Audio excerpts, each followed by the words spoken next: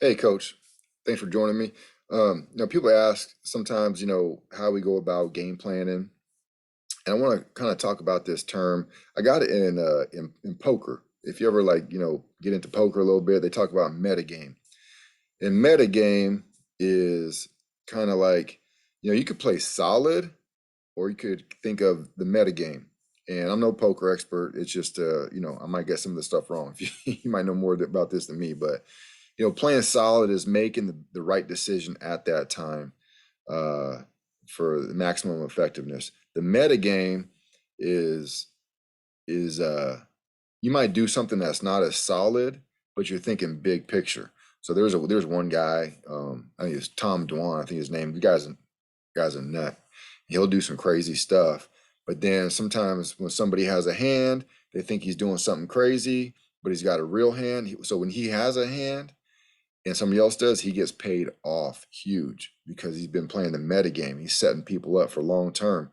And in a zero sum game, when it's a cash business, it makes a lot of sense. I mean, when he gets paid off, he gets paid off big. So, but you can take the analogy to baseball. Baseball, they talk about, they're doing all these analytics now.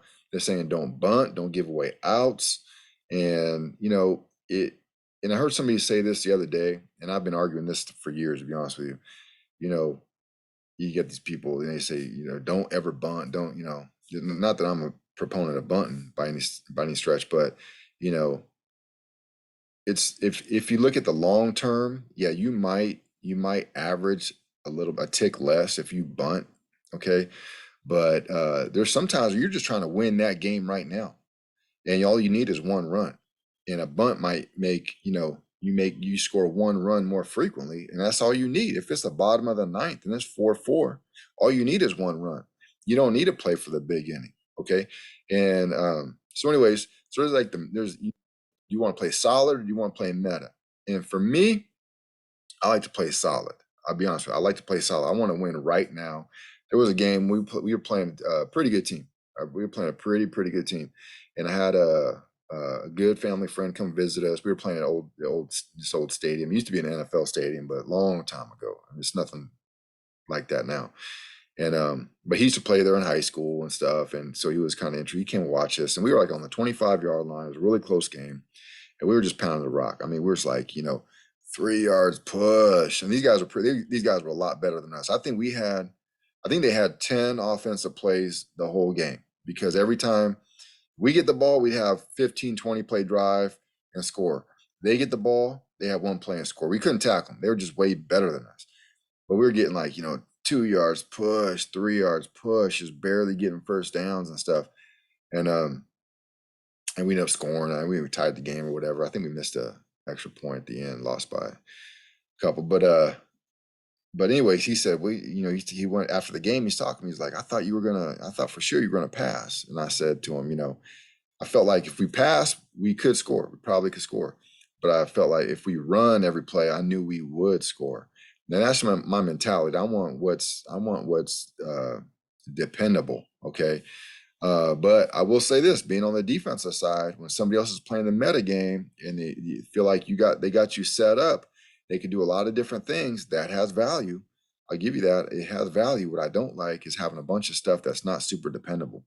I can't really depend on forcing this down your throat. I can't really depend on forcing this down your throat. Now, if you want to put me in the second, I could just drop out of thin air and just be in the second half. I've already established I could do a bunch of different things, and it's a close score. I'm in a pretty good position at that point, but I just don't like coming out of the box with stuff that's not my best stuff, you know, and and you're gonna get in a fight, 'cause I don't have the win, man. You better throw your best punches early, and it's something you can depend on. Uh, but anyways, I don't know if that's a good analogy or not, but anyways, so the metagame does have value. I just want to be able to succeed like right now. So the way we do it is like three different ways that we do it. So people ask, how do you use your base play? How do you use your best play? And there's times when we want to just go out there and just beat them up. And we're just going to run it and run it and run it and run it and run it and just pound them and just win the game. Usually we do that when we feel threatened. We've got a good team, right? We're playing a good team. We could lose this thing. Let's go beat them up. Let's just use our best play and beat them up, and maybe set something else up off of that. The other way to do it is if you can move the ball with your number 2, 3, 4 plays, then you always have the number 1 in your back pocket. Okay. And I love that. I love being able to run the ball with our number 2, 3, 4 and keep number 1 in our back pocket. And then when we hit them, boom, we hit them good. We played a team one night. It was a big game, and pretty evenly talented. The coaches were really good. Those guys are college coaches. Ended up being college coaches, and we had a tough first. It was a good first half. We were almost put them away. We fumbled on the inside the 5-yard line. They scooped and scored, went 96 yards, made it super tight. And this little story to the game is somebody at halftime. At halftime they found out that somebody had broken into their locker room, and some guy had a wad of cash. I mean, I guess it was like over $1,000, and I don't know what he was doing with that at the game, but they got robbed at halftime. And it's kind of an unfortunate situation. And we would get robbed. We would go to practice and we would get robbed. And it was somebody had a key, or I don't know, a few people had a key or what. But anyways, so they came out and they were super hyped. And I'm like, we would almost put them away. They get a scoop and score. Now they're fired up.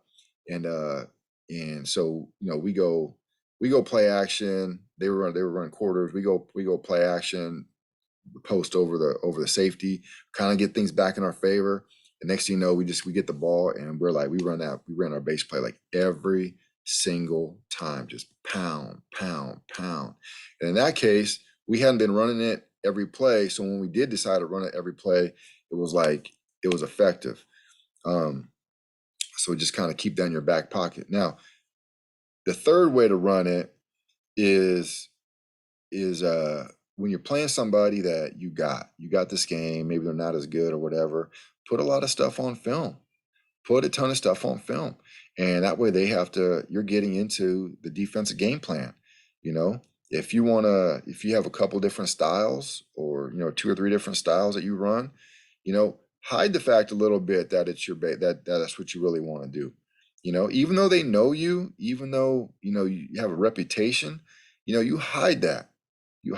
Make them think that we want to do some other stuff. Get into their game plan.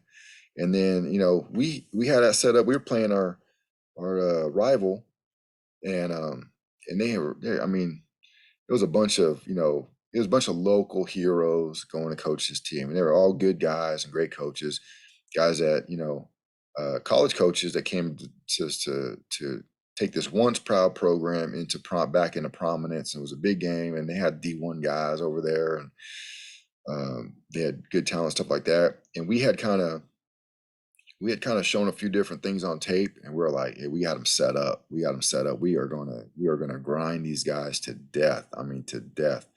And we just pounded them. We just ended up being 41-7, I think. Just crushed them. But I feel like we were able to do that because we had shown a few different things on film. And then it's just nice when we just wanted to just run our best stuff and just use our best play over and over and over. And actually that was probably, we didn't actually use our number 1 play. We actually used our number 2 play because that just was what was working that night. But just a simple fact that we were just going to line up in a tight formation and just pound them to death.